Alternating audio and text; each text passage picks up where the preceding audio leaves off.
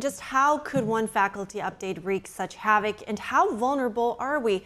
We bring in Matt Malone for more on this. He's the director of cybersecurity at Vistrada. Good morning, Matt. Good to see you. So could you start by telling us how Crowdstrike works and how one faulty update could cause such widespread outage?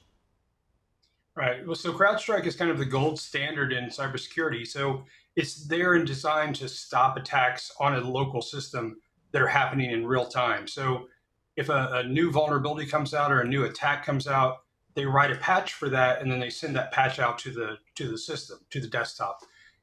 What happened here was there were some safety checks that were bypassed, and that patch actually crashed the system. It gave a blue screen of death.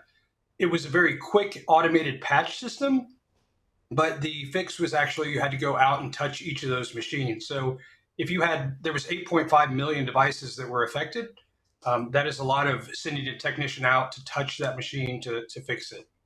So technically it would be an easy fix. It's just that each of those machines has to individually be touched, correct?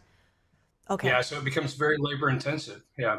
Right. Now, it did impact hospitals, airports, banks, even some 911 call centers. So what does this say about our vulnerability to have software systems that are just so interconnected and interdependent? Well, and that's the thing is like with Delta, what you were saying there, where this affects one system, it's not the entire system, but it's pieces of the system. And those pieces are interdependent of each other. So that becomes problematic. So it's really a thing of a resiliency in supply chain. These companies picked a vendor, and it wasn't Delta's fault that this happened, but it's Delta who's going to be paying the fines. So I think the biggest thing that corporations are thinking about today are, what is our supply chain? How is this going to affect us? How are we going to stop this domino effect in the future? And if there's any silver lining, this was an attack that could have been much worse. If this would have been a malicious attacker who actually attacked the software, it could have been much, much worse. So what does it teach us then about the future? Is it a bit careless to let our computer systems to be so interdependent? What can be done in the future? So I think that there needs to be reliability, quality checks. I mean, I think that you're going to have to do vendor due diligence. So if you hire a vendor to do a project for you, you want to make sure that they have a patch process, that they have software development lifecycle and security.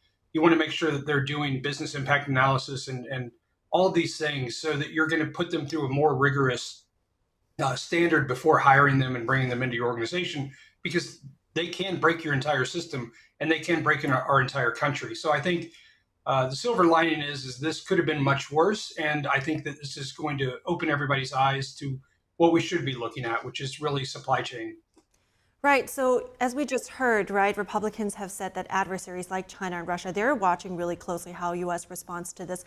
How do you think we should be reacting? Or is the way that we are reacting at the moment sufficient? I think that there probably needs to be some oversight on the way things, especially in these critical companies, Microsoft and CrowdStrike, and people who are really at the core of our systems. This needs to be looked at, and they need to be kind of held accountable for how they put out patches and what the frequency is and how they're doing that. So I think that we're starting to look at the problem now. Like I said, this could have been much, much worse, but our adversaries are looking at a playbook and they are writing this stuff down. I mean, it's a way to shut down our entire nation. So we need to be paying attention very heavily. Right. Definitely a lot at stake. So thank you so much, Matt Malone, for shedding some light on and explaining what is happening. I appreciate that. Thanks for having me.